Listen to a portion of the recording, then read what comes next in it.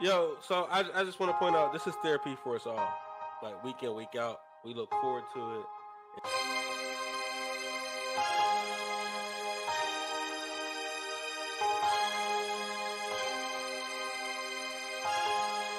Listen, Fellas, it's gonna be one of them nights. It's gonna be. I'm telling you.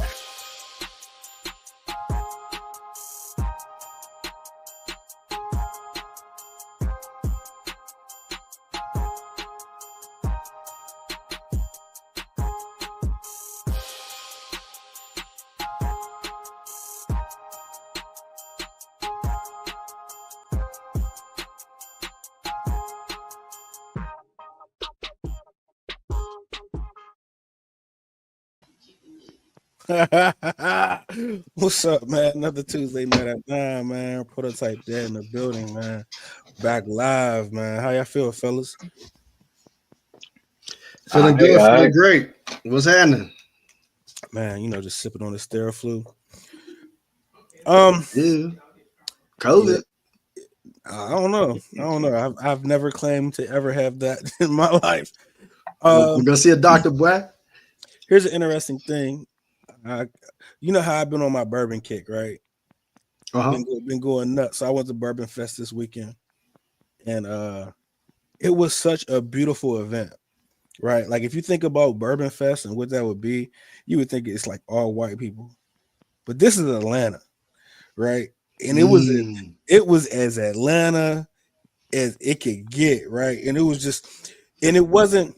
You got to think about it in the way of different black people that we not normally going. You might know because we work corporate, right? But it was like, think about it was as the black people at Bourbon Fest were as unique as like a Comic-Con. You know what I'm saying? Like different, everybody's different, but everybody's like on this vibe. And it was they're here for the same cause. Like we're here for the same cause, but they all take had you as you are, come as you are, huh? Glaze, drunken, stumble walk. But it was peaceful, like nobody was on the rah or nothing like that. It wasn't nothing hood about it, but it was it felt like a tailgate at a game. You understand what I'm saying? That's dope. So it was an amazing That's thing. why I don't want to live nowhere else. Yeah, it's hard to imagine being anywhere else. Like after you experience it and then you go somewhere else, you're like, I can't do it. Can't do it. But man, let's go ahead and get into the topic, man. Being that it's Black History Month, I guess I kind of, being that it's Black History Month, how cool is it to have a Black Bourbon Fest? You know what I'm saying? Because we're from Pittsburgh. You know what that looks like when we're at home. You know what I'm saying? That's a whole different. Have you ever checked that out, Leifer? Like any of those, like Beer Fest, Bourbon Fest, anything that goes on at home? I've never seen a bourbon fest. They have like the beer and wine festival. They had one at the casino, maybe some years back or something like that. They might have it. They might still have it, but me and the wife went to one like a few years back. That's pretty dope. They taste a bunch. I remember they used to have Red Fest and all that, like down at the Point. Like that's usually where they have all their stuff. They do it at the like the Red Festival is now at I don't want to say Hinesfield, but Acroshore. They got it. They have it there every year. They have the Red Fest. Yeah, that used to be good. Yeah. That's still something. That's still a thing. Yeah, that's huge. What's the vibe down there? We be down there. I don't go because I ain't on the pork and stuff no more, so I don't really be down there like that. Because I don't even want to get tempted. All them ribs from all over the world. So. brother Mustafa gonna be in the corner. My brother.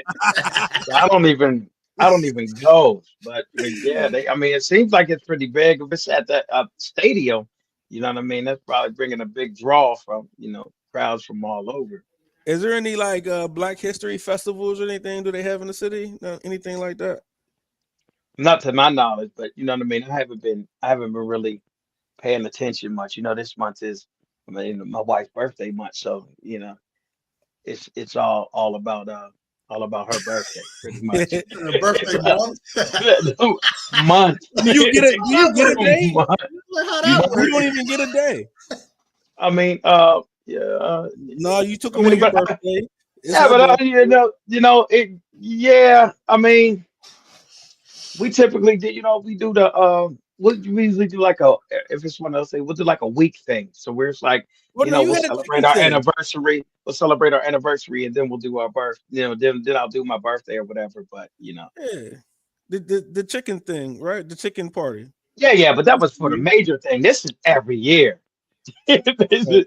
That was a major birthday for me, but this is every year for my wife. So, man, earlier you brought up a great point about how some, it's Black History Month, so we're celebrating all these legendary people, primarily the popular ones like, Martin Luther King, Malcolm X, that kind of deal, right? But there's plenty more, you know what I'm saying, like the Medgar Evers, like, you know what I'm saying, like we're celebrating all those people, right? But one perspective you brought up is like, man, how do these families feel, about how their loved one is giving himself up for the cause. You know what I'm saying? So let's get into that a little bit later. But the first thing I want to talk about though is how do you think the concept of the martyr is played out in other cultures other than ours? What do you think the impact is with other cultures with the martyr? What you got, Mo?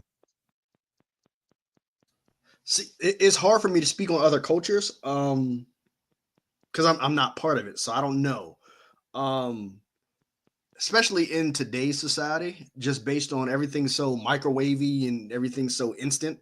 I would admit, like like I said, I'm not in the dominant society, but the first one that came to mind when you were talking about other cultures was like Kurt Cobain, and he wasn't even like a martyr, but like I've never heard nobody talk about him anymore. So like, but again, I'm not in their culture, so I don't know. But I feel like for the most part, you're kind of dead and gone, and man, out of sight, out of mind for the most part, man. So I think I'm just going from a societal view. I think for the most part, man, they don't really talk about you, even from the standpoint of like, let's say JFK. We don't really give him his just due. So I would imagine just from a societal, from a dominant society thing or cultures outside of ours, I mean, I would imagine we'll get to it, but I don't think that the squeeze, the juice was worth the squeeze. I would imagine, especially from their family standpoint, from the people who they were really something in their real life versus just kind of a symbol to the rest of us. Remind me to bring back that idea of being something in your family. Okay. What you got, Lee? That's it's a good question because I'm not really I'm not really sure, but I do know like life and death is viewed differently in different cultures. Like in our culture, it's life is like super revered over in Western culture, and in some other cultures, none specific come to mind, but there's been plenty that I've read about over the years, where you know I'm not gonna say like death is worship, but they revere the dead. The dead are celebrated, and you know what I mean. And those type of sacrifices are more. I would say I don't want to say worship, but they're more respected. In that regard. Like even in some cultures, like there's certain things where things are just so much more impactful. Like there's something that's passed down through the family. Like it's revered. They have it. They have well, I say they have. I keep coming back to that respect word because I think that's going to be a big word as we dive into this thing a little bit more, um, into the culture and things like that. And I don't think that I think it's a lot of like what Reese said is like out of sight, out of mind. Like these things happen so far in the past. For some people, it's not even reality. They're just, stories in a book, that a lot of people are kind of hearing about and they're not even, they don't even think twice about it. So when I kind of think of like, I'm surprised you didn't do that. You're the other cultures guy for real. So I'm thinking that you're really about to hit, but I'm thinking like how Muslims always sacrifice themselves to be the martyr, right? So, like that's the I first thing thought I about thought that about too, but I didn't want to touch that at all. yeah, I was trying to stay away from it. Yeah, I didn't want that's to the touch first thing that. that came to mind.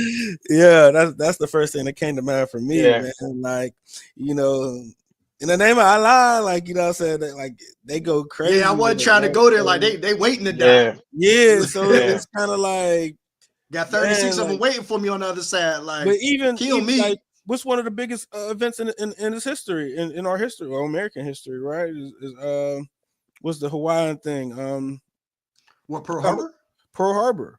You know what I'm saying? Where they was, you know, sacrificing and Kamikaze. The kamikaze kamikaze pilot. mission. Yeah, Yeah. like so, Yeah. you know what I'm saying? It's like the way other people revere. I feel like that's something that caused wars, right? And I mean, that was a war and it was a war tactic, and on both ends. And I just think other cultures are getting the juice out of the squeeze. Or if I'm saying that wrong, but y'all know what I mean. Yeah, I kind of disagree though. Like, I think it's a manipulation tactic and it's a way to control them people. But I think it's the same way. Like, after they dead and gone, they move on. Like, we got them to do what it is that, you know, whatever the mission was.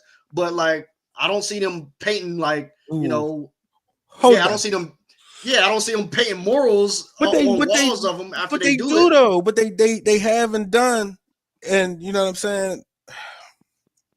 Think about it, like the 9/11 dudes, like the people on that side, like they're not revered. Like, but what happened after is the thing, though. How much of a cause did it?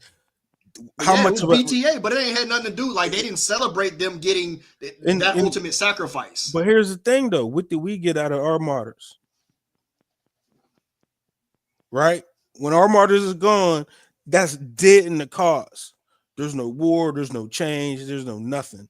When they got martyrs and they're going, like, and they're doing what they're doing, there's massive change, there's a war, there's a pandemic, there's something going. You know what I'm saying? They're dropping atomic bombs, like, you know what I'm saying? Like, so it's I disagree. If they're willing to die, it's like they're willing to die for their cause. Because another country is willing to die for their cause, I feel like it's taken way more serious than us being willing to die for our cause. You know what I'm saying? One thing I will say. Go ahead. That's kind of when I was saying, remind me of the value of what you are to your family. Now we'll dive into that later. Go ahead. Say what you're saying.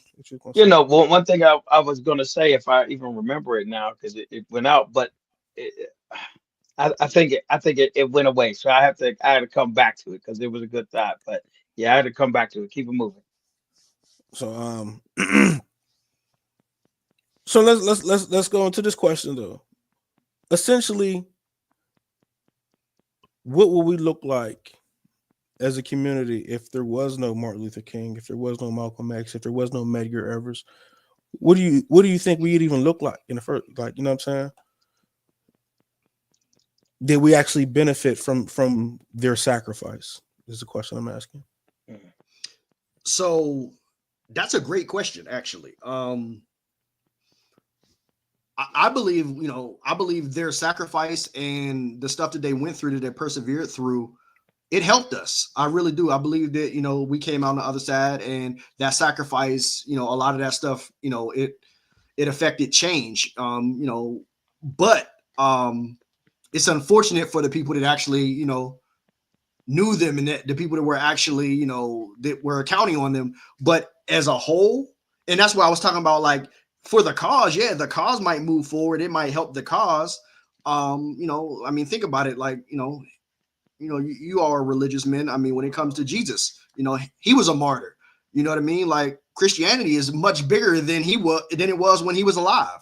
So, it moves it forward. It moves that cause forward. But for the people that, were counting on the person, not necessarily the symbol, man, it sucks for them, man, because it's a much more severe and personal blow for them than what actually the cause gets out of it. But I think it as far as the cause and the collective, it definitely helps, and it definitely pushed us forward. And to answer, like, the actual question, what would it look like? man, like it might still look like Jim Crow. We might still really be second-class citizens. How we talk about, oh, well, we don't really get our just due. Like we really wasn't getting our just due. Like we was getting BTA for real. Like, you know what I mean? Like you try to go into a storefront talking about, oh, I want to go buy these shoes. And they like, man, go around back. Like, man, ain't nobody doing you like that. You know what I mean? So there has been a certain level of change that's come out of this sacrifice. So I think we need to do a better job of honoring that sacrifice. And I think sometimes we do when it comes to like voting and stuff like that, when people don't value the right to vote. And they're like, man, people really went through it to get this, and you're not respecting that sacrifice. What you got, Lee? So the thing that I forgot was that I think the difference is, for me anyway, what I'm thinking is like the difference is that when, in some of these other cultures where, where people to martyr themselves for the cause or whatever else, there's always somebody behind them to take the helm. You know what I mean? So when they're going out, there's always it seems like there's always somebody behind them ready to jump up. You know what I mean? To lead the next regime or to take them the next. And that's something that just hasn't happened. I mean, after ours kind of went out, you know what I mean? Who was there left after to kind of take the helm, to kind of be the next one to lead? It kind of just, I don't know if it kind of just quelled the movement or stalled it in some way to where folks were just either afraid to lose their lives next, or they just learn how to play the game better. You know what I mean? But I think that's the point, though, that in some of these other spaces that they're not afraid to lose their lives. They're literally putting like this is a possibility. Matter of fact, I'm not going to lose it. I'm going to give it. You know what I mean? Like I'm going to take it to the next level. So, and I don't know if that's the right move, but I just think that, once they went out, there was nobody behind them ready to step up and take the next step to kind of lead that movement. And what would it look like if they hadn't have died, or if they, or if they didn't go to the level they went to? That's a good question, man. And what I think about is like the Civil Rights Act got passed in what year? What was that? 68? 1968? What year was that? Yeah, I believe and so. What year did MLK get killed? I think he died in 65. So that's what I was gonna say. Hold on. I want us to be accurate. Yeah, because that's my thing. Like, so does the bill get passed if they don't die? And that's the thing. And that's the thing that the bill is get passed in 68. No, he died 68. Yeah, he died in 68. The Civil Rights Act happened in 65. The Civil Rights Act happened in 65, and he passed in 68. So basically, the Civil Rights Act already happened, right, before he died. So if he didn't die, where would we be? You feel like more work would have been getting done? Well, I feel like, you know what I mean? He could at least been in a space to train the next one up, or to be, to be ready. And maybe that's where it came, because I think one of the things that, and I was talking to somebody about it. One of the things that we were talking about is like early on when he first came into the civil rights movement, like a lot of people felt like he was being used as a puppet, as a political puppet. He was coming in, to tame all the angry Negroes and to keep them in line. And at some point in time, down the line during this, he gave a speech or a monologue or something where he was saying that, he felt like he might have to let his people into a burning house. To a burning house, where he was starting to see like, oh, you know what I mean? There might have been some error in the ways and in my judgment, because I'm leading them into this space and this stuff isn't changing readily, and we're not even getting and then he started changing his speech to more economic empowerment to more, hey, we need to get our just due. Hey, what about our 40 acres and a mule? And the moment he started changing his conversation to massive economic uh power and wealth and restoration of the African American community for the wrongs it had dealt with in the nation, that's when he got off. You know what I mean? And it's similarly on the other side, you see, Malcolm X. Malcolm X was talking about that from the get-go. But then the moment Malcolm X and Martin start meeting together, and they start having talks, now Martin going.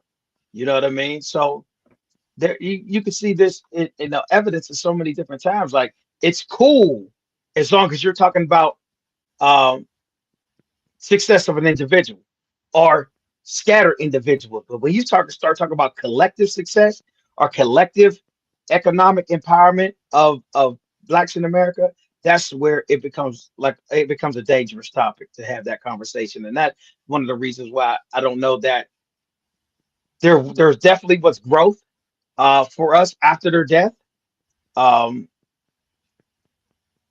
Individually, but I don't know that there's as much collective growth that we had prior to desegregation, when we were all that in that collective, and we were forced to work together, and we were forced to buy each other's products and build each other up. So I don't know that there is that level of, yeah, there's more money individually in certain people's pockets, but collectively I don't know that there is.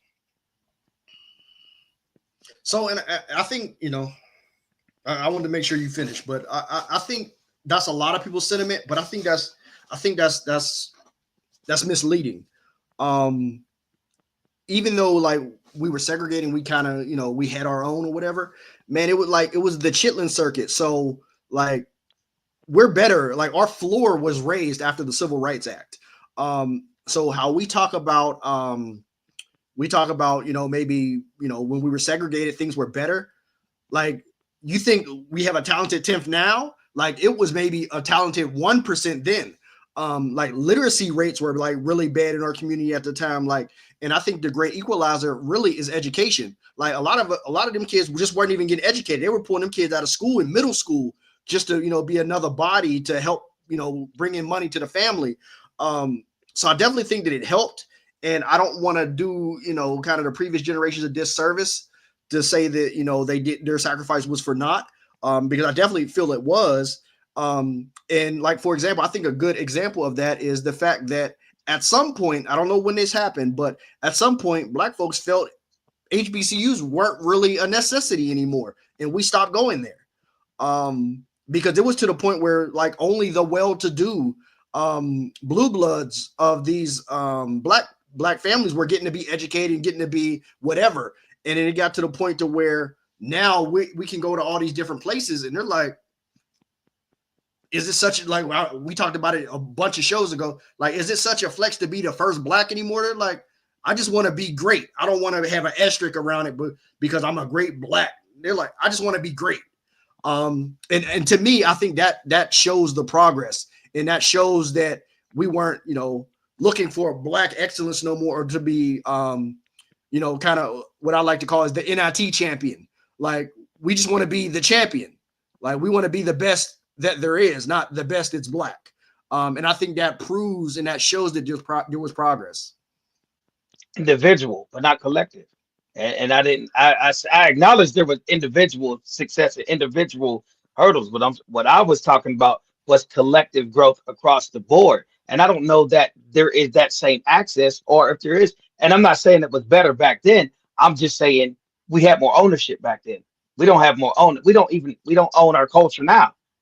We have one of the largest selling bases of any culture, but we don't own any of it. So that I'm just talking about in terms of ownership. Ownership was more then than it is now, And my biggest thing is like, if he would have lived, you know what I mean? If a bunch of them would have lived, then maybe it would have continued to build. So now that what we see right now might have continued to be a larger movement, and maybe we wouldn't have been so divided as far as the circulation of our dollar in our communities, or looking at other communities as their they provide better services, or they're better, or we can shop over here, so it means it's better. You know what I mean? And understanding that we have value in our own communities as well.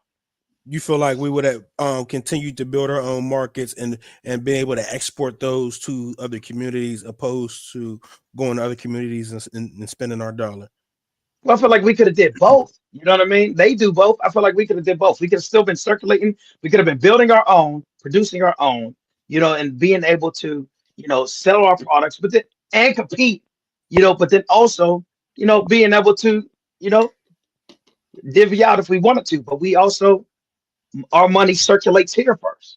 You know what I mean? I think that might have been something that would have been instilled had we have been able to keep. There's been this big gap in between, you know, civil leadership in our community, to where, we went from a dream to, okay, well, we've arrived, but we didn't really have the mentorship afterward. You know what I mean? To be able to take us through each step and each process to try to build us up in that way. So that's fair. That's a fair assessment. But the one thing that I think about is, if you heard, if you've kind of done the research or whatever, like with SNCC, if you're familiar with SNCC, like they trained the next leaders. The next leaders were there. The John Lewis's, the Jesse Jacksons, there were people that the Andrew Youngs, like there were a next generation, but they've decided, one, I ain't trying to get my kufi blew off. This ain't worth it. So that's one. And I don't blame them. And so I understand that part. But I think what they decided and what they learned, specifically Andrew Young, is what he learned was just trying to do it in a vacuum wasn't going to work. You're not going to buy yourself out of poverty, which you're going to or try to produce your way out of it. You're going to have to be part of the system and then work your way up. And then that's how you're going to do it.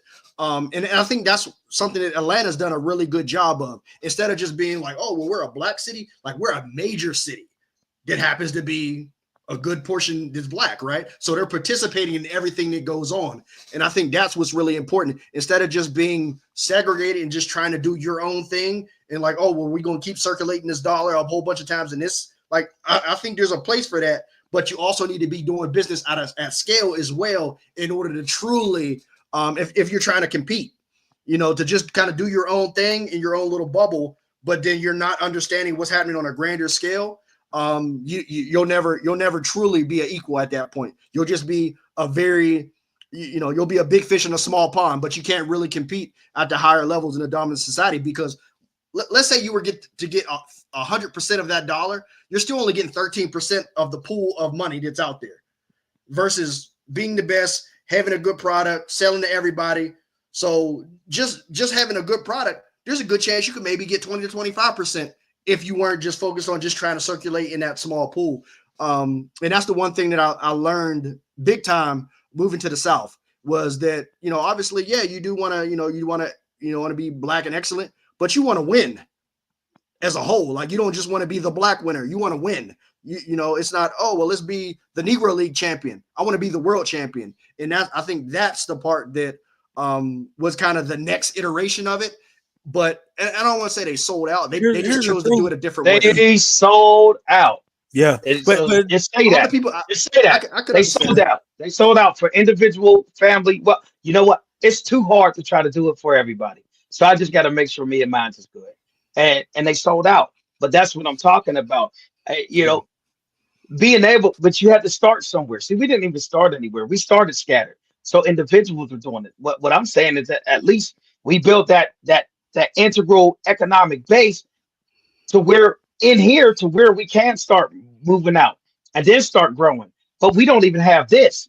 You know what I mean? So we're just all scattered out doing individual stuff. And that's why even at this point, we can't compete, because we don't have the base. If you look at most of the major cultures, they have that base. You know what I mean? They got trade and they do with everybody else, but they do with each other first. You know what I mean? And most of them, they doing it with each other first, then everybody else. And like you said, with us only being 13% of the population, you know what I mean? And us being so scattered and so divided, that 13% is what?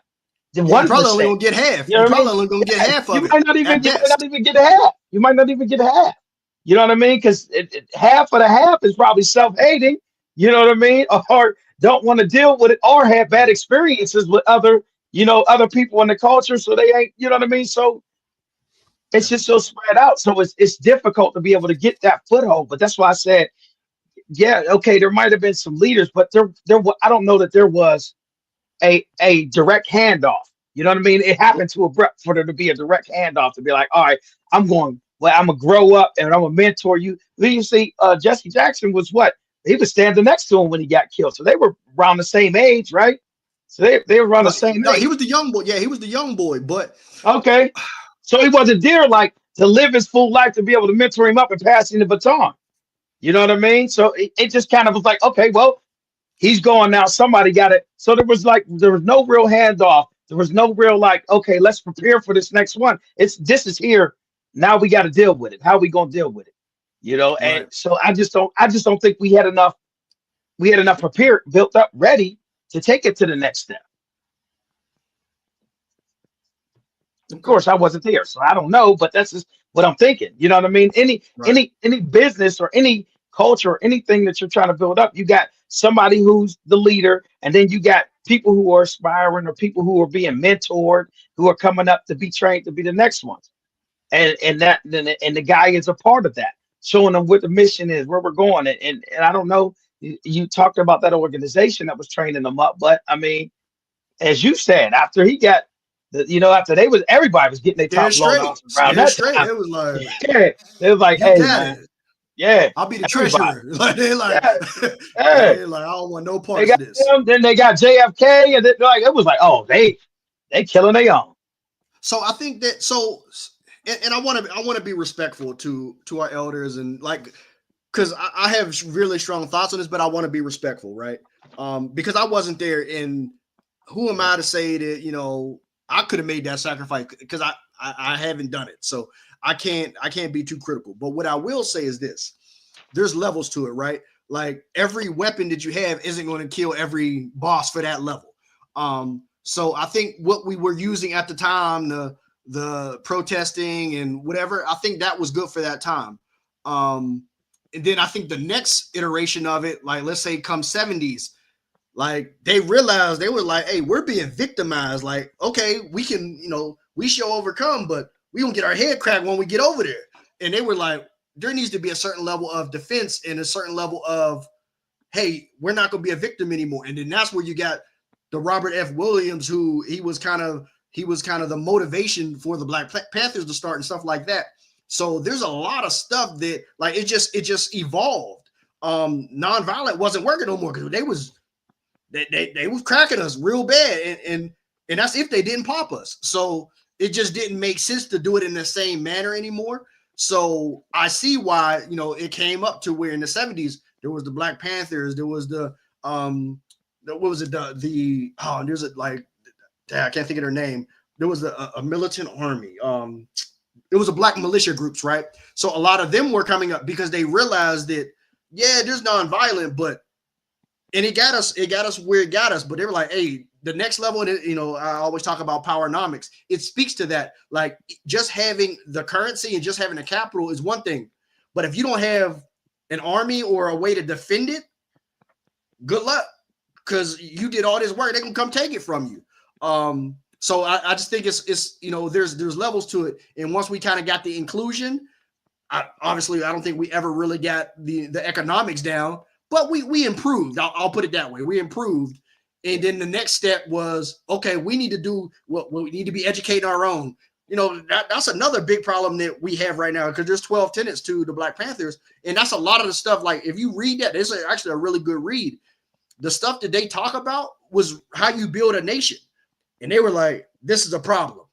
But the problem with, again, you're only 13%. And that's not even saying that you have buy-in from everybody. What they started doing, specifically Fred Hampton, is he started connecting with a poor people's movement.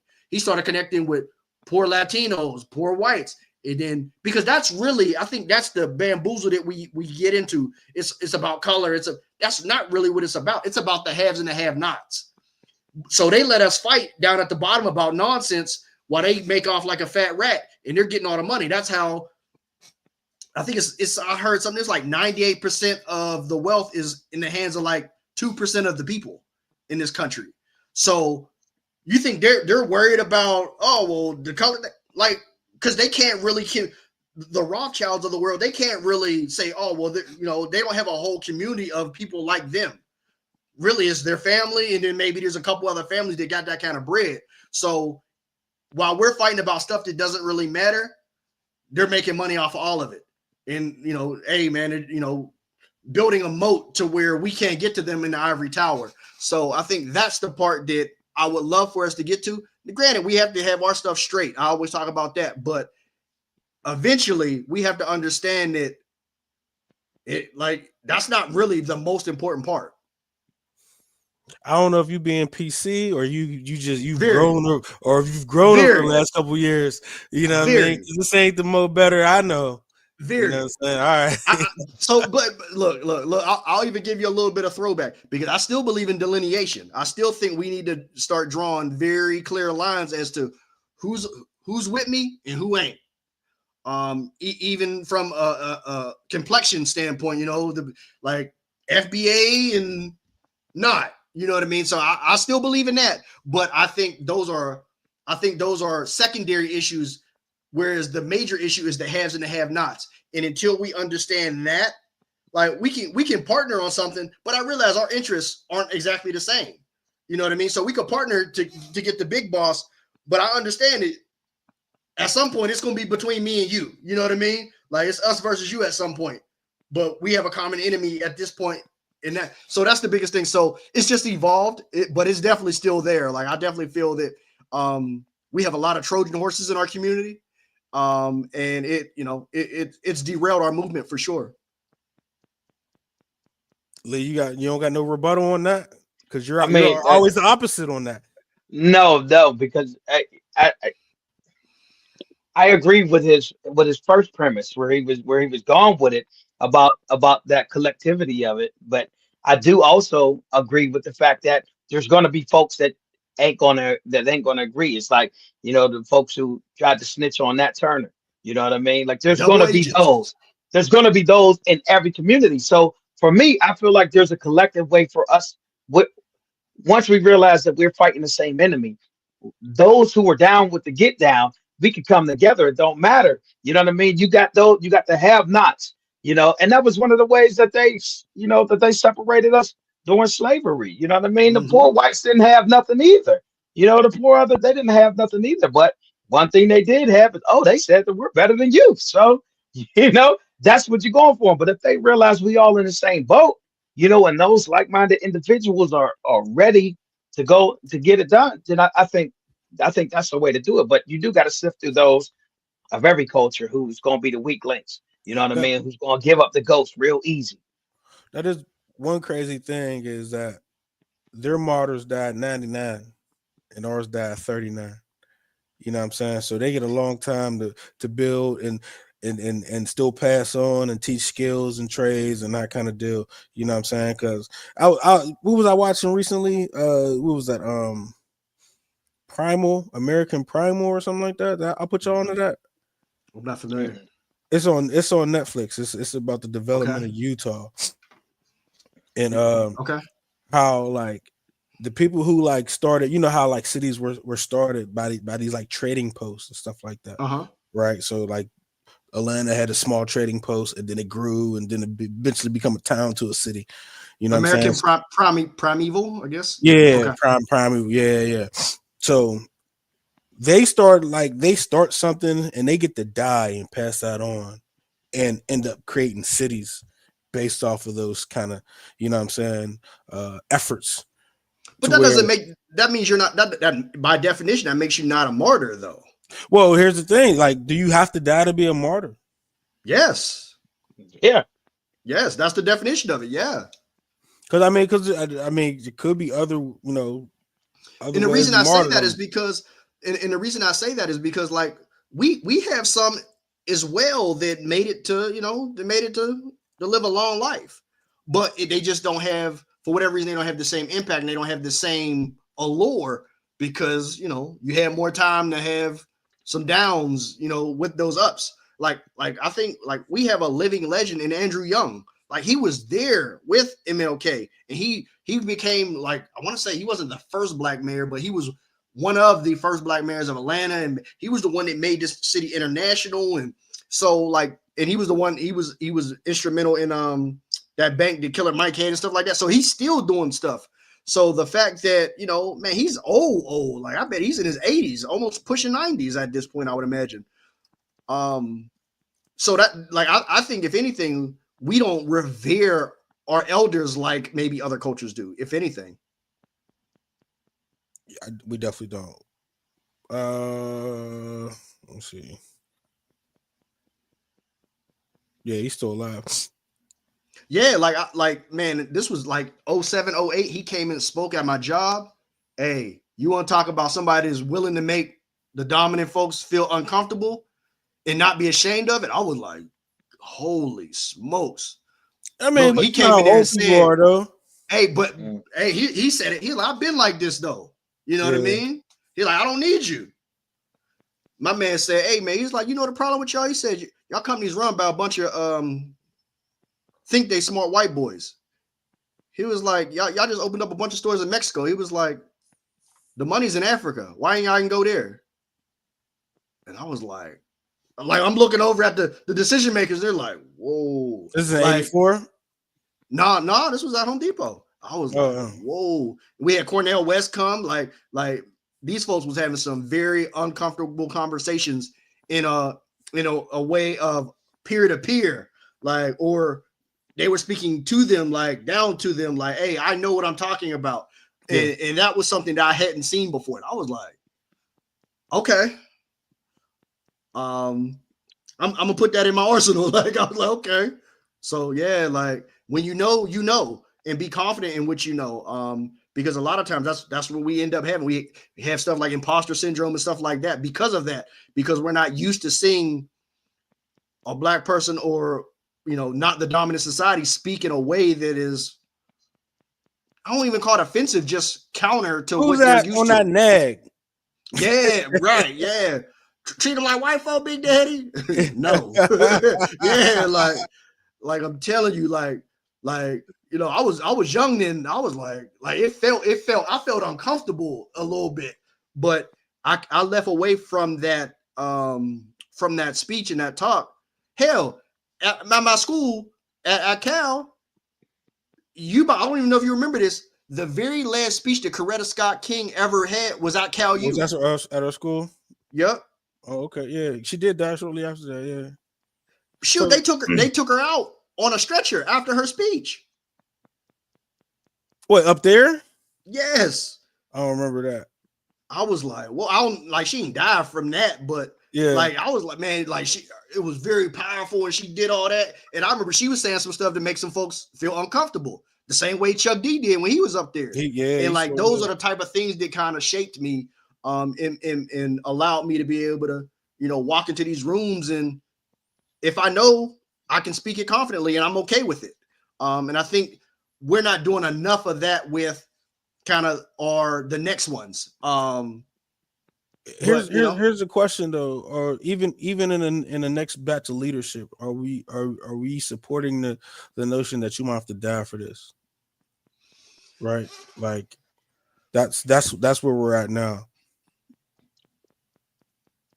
I don't know, and I'm jumping the line because this is on my mind, because I think about this all the time, in decisions I make and the things that I'm doing, trying to put some needle to work. Even the things that my wife is doing, like, it ain't are you willing to die? It's they might kill you.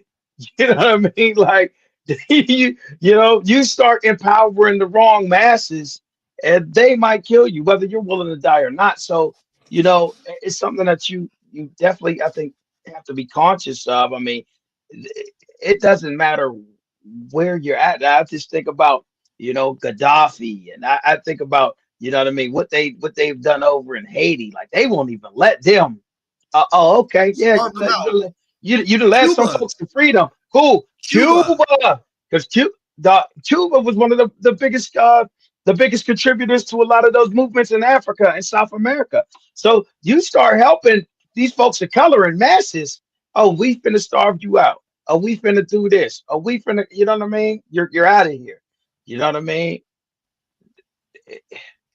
It's something that you have to be aware of. I don't know that you're out here promoting like, hey, be a leader and you die for the cause.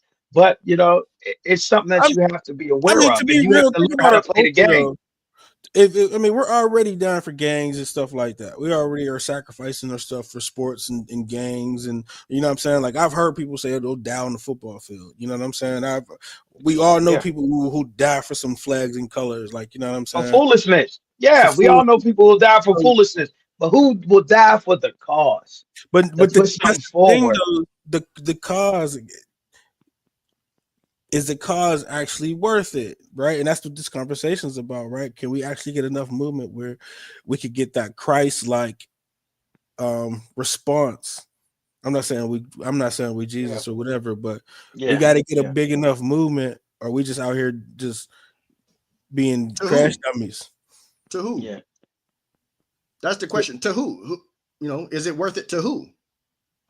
Is it worth it To the for? collective? Yes. Yeah, To your Yeah. family? No.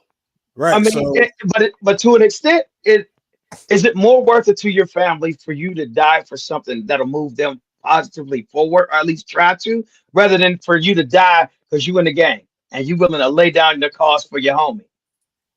So I think with those two being options, I mean, if you're gonna die anyway, obviously, I would like for you to have a more wholesome one. But in what I've seen from the popular families that they lost a loved one to the struggle, they all kind of like it wasn't worth it. You know Yeah, what I mean? That was Bernice King. She just recently said it. Like, you know what I mean? Like she was at a Hawks game. I don't know. I just happened to go to a Hawks game and she was there.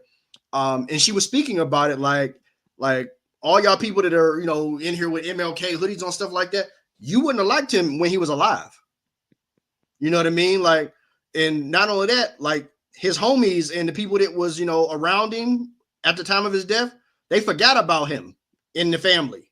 Like, they were like, man, we was down bad. It was a good thing our mom was resourceful and, she knew how to get out here and go get it herself and, our extended family. But the people that was, supposed to be, the SNCCs and, all the people that, and to be fair, it wasn't just, they didn't just lose their father. They lost an uncle. They lost a grandmother. You know what I mean? Like they went through it for the struggle. And then you see at the, as far as like maybe a couple years ago, like they were fighting over money because like they didn't have it like they think they should have. You know what I mean? So I think there's a lot of hell. They don't even own the rights to his speeches. I heard some weird, like I think it was like Steven Spielberg owns the right to his speeches. So with that though, even still, like if he was out there like he was, right? I would argue that they barely even know him.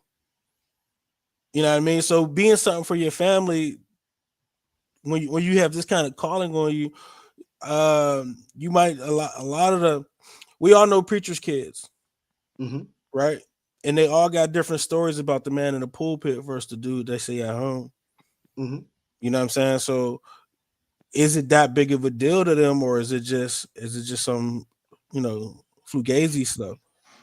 No, it is. So, and I can liken it more to like I get the preacher's kid one, but I don't know kind of the inner workings of it, right? I haven't been, behind the veil, but I compare it to also like being a coach's kid. Like the coach, man, he didn't affected all these lives in the community, and he didn't did all this stuff. But at home, you're like, man, there was a whole lot of stuff that I didn't get. You know what I mean? I'm getting all these stories on how great he was, but man, I barely saw the man, so I got to deal with the aura and the legend of him when I didn't get to just have my father.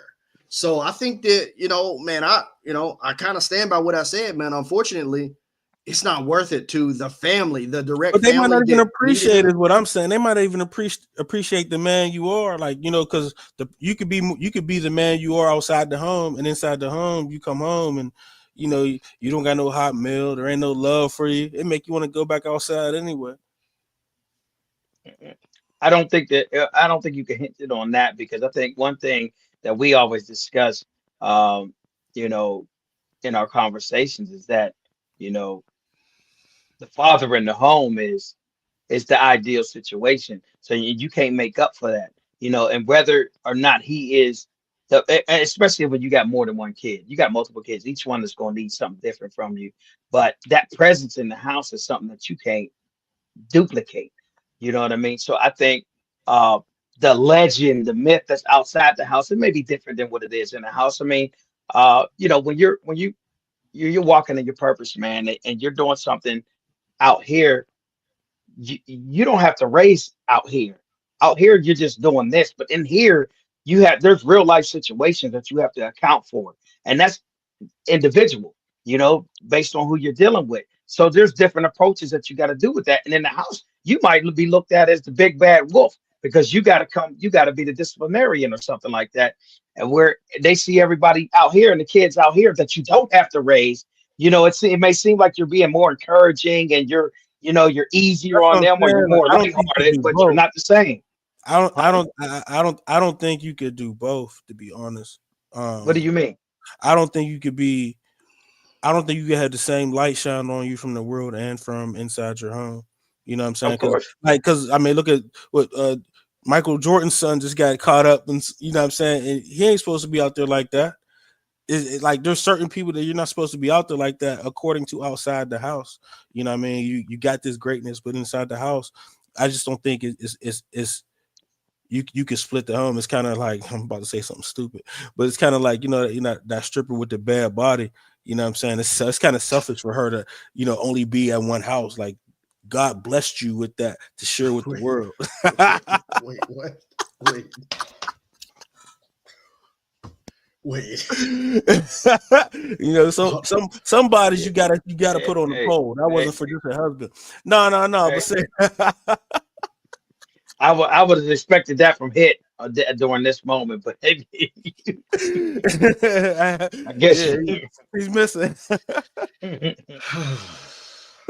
But you understand the analogy though. Yeah. No, I don't think you have to be. I don't think you have to be. Yeah, I don't think you have to be. I think it's going to differ, but I don't think that changes your impact in the home. I think they had to really go through some stuff, and they probably had to deal with some things. You know what I mean? Because of who he was outside. They can't get rid of the memory, and every day they go to school and they listen to somebody say, "Oh, your father this, your father that." Y'all hear that But they didn't get to experience them in that way, huh? Y'all hear that clip from Cameron?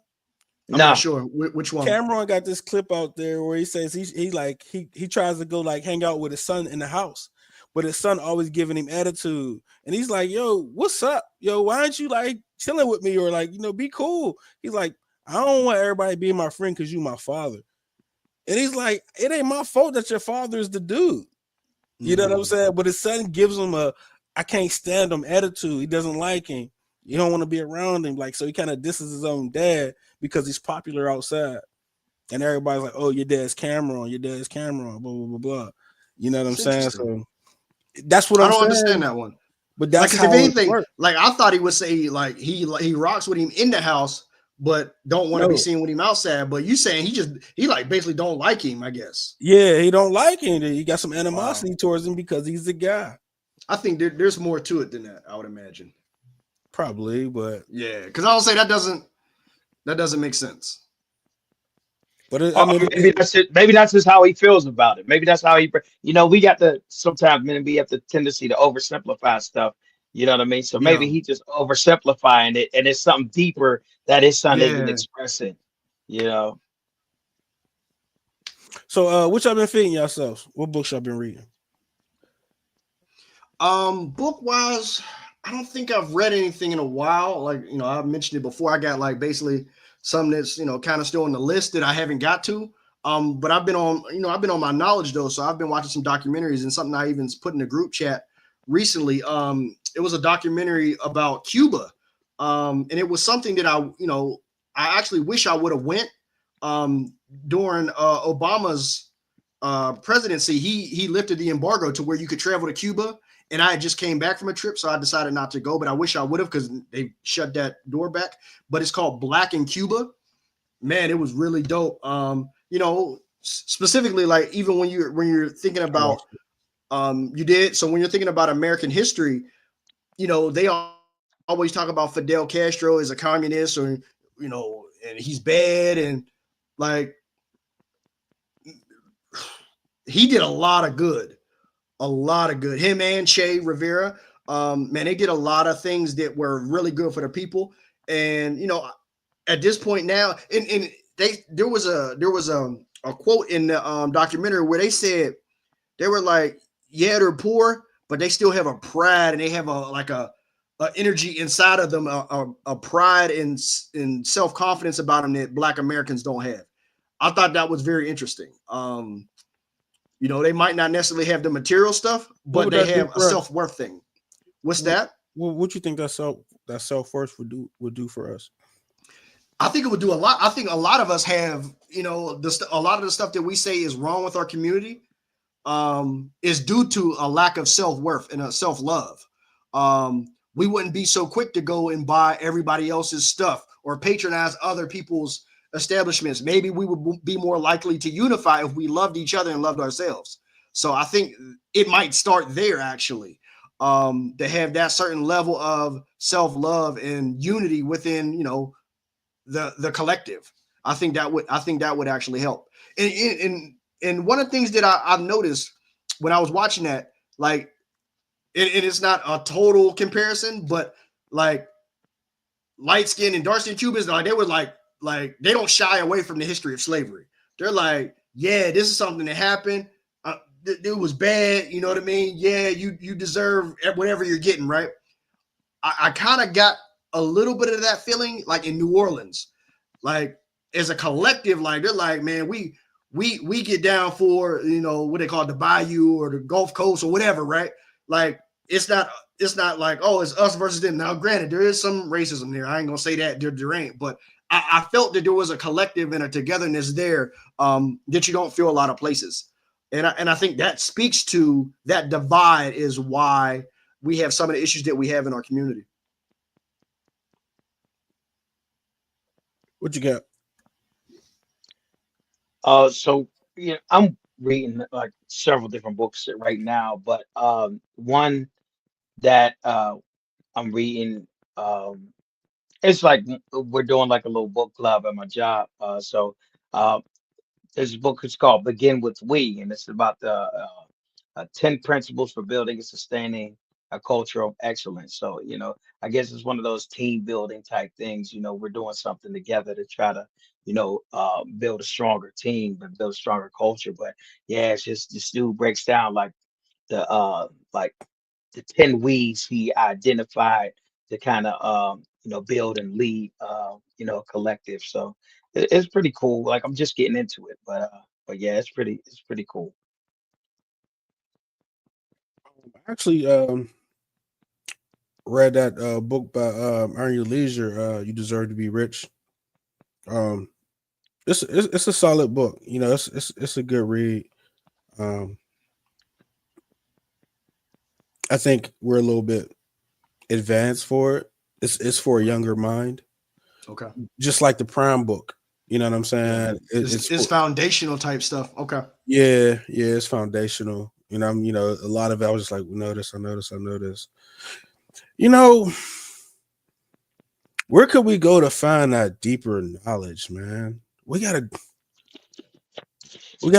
get deep. Like there's another level that's not being hit. And I don't know if it's hidden or if it's spiritual or if it's something. But you can't go to church and get it. It's not like it's in these books. Like, it's somewhere though. And what knowledge are you talking about? I don't even know what it is. Okay. It's not even that I could, what I'm saying, but it's like I'm trying to find a Super Saiyan, but you know what I mean? But it's only something you can find on the journey, in the depth of the journey. And if you miss it, you ever be in shape? You ever been in shape and didn't realize that there's a whole nother things you need to do to get in shape? Like you're just now in shape enough to do a whole nother set of things. Yep. You understand what I'm saying? And I think that's the key with knowledge. I remember years ago, man, I was really into my knowledge and about this stuff. So that's why I'm knowledgeable about it. But one of the things that you can overdo it, right? The brain is a muscle. And I remember doing all this reading, and like I always talk about, man, I still have all the books, and one of the things that I used to do, it got to the point where it jaded me to the world, man. Like, it was like, I know all this stuff. Everybody, man, I got the knowledge. Like, hey, man, y'all need to get on this. And people were so busy trying to survive that they were like, what are we talking about? Well, matter of fact, because I want to say this on air. One of the things that I remember I used to do I won't say judge people, to judge their readiness. I used to have them watch. It was called Zeitgeist. Mm-hmm. I would have parties. People would come over and watch Zeitgeist or whatever. And it touched on three things. I want to say it touched on 9/11, religion, and I think our money system. And people would be like, I believe in them the two, but they wouldn't believe in, like, I was like, you don't find it interesting that, like, you think there's validity to two parts of it, but when it talks about the religion part, you're like, nah, it's all fake news. And I was like, you're not ready yet. I was like, I think that there's certain things that you should question everything and be open to the idea that what you were brought up to know and taught might not be 100% accurate. But what if it's something that works for them? You can't say that on a religious. But that's my point. That's my point. And that tells me that they're not ready to be uncomfortable with something that they didn't grow up with. And that's when I would be like, okay, I won't push any harder on that part. But that could be wrong, or you could be wrong. So it's not like what you're listening to is the end all be all.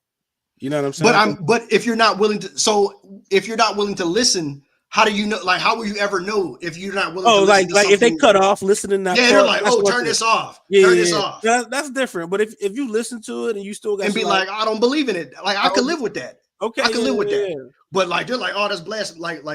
Like, so long story short, and it's just a quick synopsis. Like, they talk about, like, they went into the pyramids, and they was talking about how, like, all the stories of the Bible, like, you don't find that weird that, like, there's stories, like, these things are depicted well before Christ was ever here. Mm-hmm.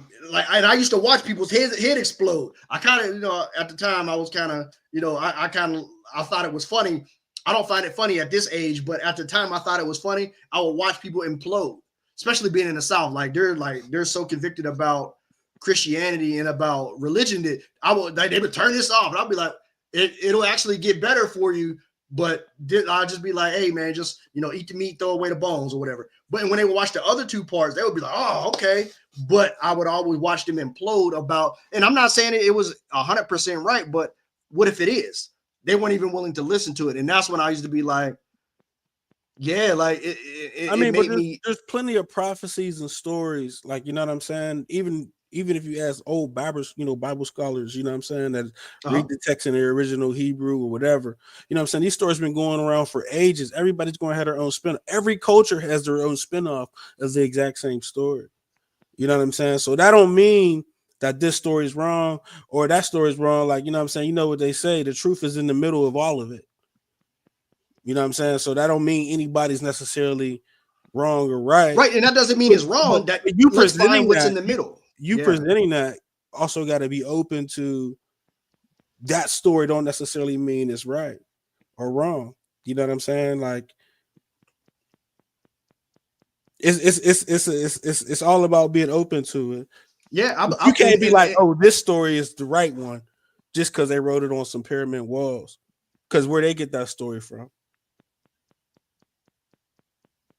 And I think that's how you go deeper. Like, okay, so, like, instead of you saying, like, it had to be here in Jerusalem, and like, and I've like, we've gone over this before. Like, I remember I had this journey to go through, and I had questions, and as I went through it, like I still have those religion discussions with people, even though I know we might not be aligned. I still have them because there may be something that I can learn, and that's why I still have them.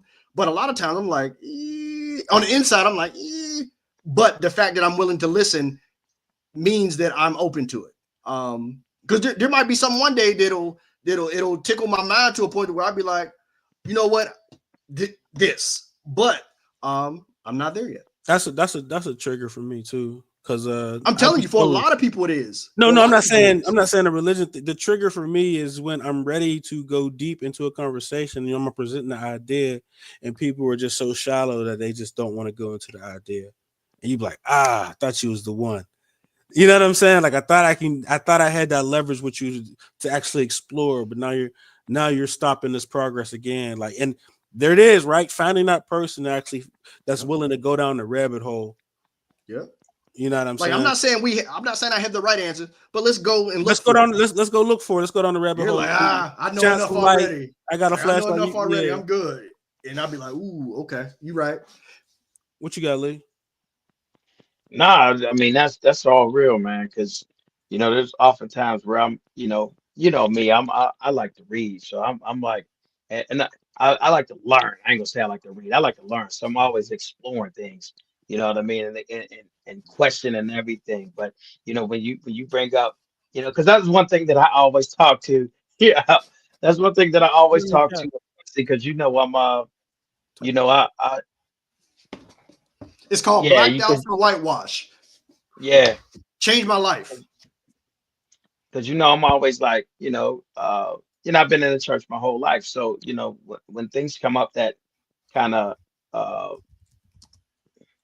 maybe question certain things, or where I have questions about certain things, it's like, oh wow, because then you hear about the book of the agnostics or whatever, you hear about all those extra books that supposedly the Catholic Church kind of tossed aside or whatever, or said it wasn't inspired by God or whatever, or when you do have those type of things, those type of stories in the pyramids that are supposedly predates the Bible by several thousand years, you know what I mean? And it's like, well, how do you deal with that? You know what I mean? This story that they're depicting that is similar to the story in the Bible or these things. So I always have these questions, man, and I try to look through it with open eyes. I try not to be offensive when I ask the questions to certain people, because there's certain people that are just gonna, they're gonna go hard. You know what I mean? I said something to my grandma, and she went crazy.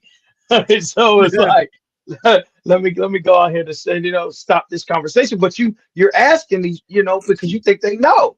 You know what I mean? And but they're in a space where they're not willing to even explore nothing else. This is what I know, and this is the truth. So I think being open to those ideas, will definitely help you grow. That takes me to, man, where the heck is Big Dad, yo?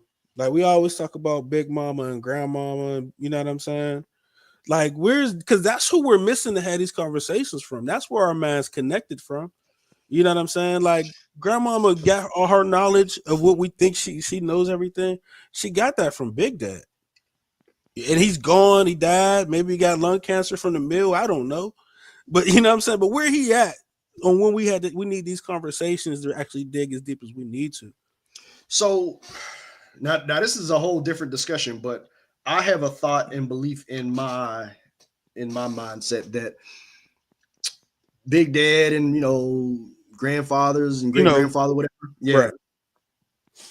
They're the real martyrs. They put their lives on the line, and they might have put Big Mama in that house, but we talking about his Big Mama's house. Like we got a picture of Obama and MLK on. You be a picture of him. He the one that gave his life for this house. Did 5 generations then came back for Thanksgiving, and you know what I mean? And this woman ain't worked a day in her life. But y'all talking about how, she's the matriarch. So I think that I think that speaks to it. And as somebody who was raised by his grandfather, man, he was born in 29. He was a man that was way wise beyond his years, and a man that was a retired postman, but literally could have been a mathematical genius. Like I couldn't believe that I saw a man build a porch and do business people's taxes. And I was like, that's a weird I was like, that's the weirdest skill set to go like that don't really go together. And I remember I had a conversation one time with I don't even know how to put it, but it was like an in-law or whatever. And he was a dean of physics at Pitt. And he was like, well, your grandfather's the one who helped me get through my physics dissertation. And I was like, a postal worker? He was like, yeah. He was like, he was the oldest of the brothers, so he had to go get to this money, went to the military and stuff like that. So college wasn't a thing for him, but like he was a genius. And I'm like, so like out of sight, out of mind, like the sacrifices that they make, sometimes, man, they're not even valued. Like, so like that's why I'm very much an advocate for Black men. Because a lot of times, man, our story goes untold because we're the strong silent type and our efforts go unnoticed. And they're just like, thanks. Like hell, I saw somebody on TikTok say they missed the time when men died early and just left the pension. I heard that, it blew my mind. Yeah. Yeah, that's crazy. So I'm very much an advocate for Black men that are trying to be upright and righteous and do the right things by their families. I'm always going to champion them. Yeah. Always. What you got, Lee? Nah, I ain't got nothing. And that's another prototype dad. We out.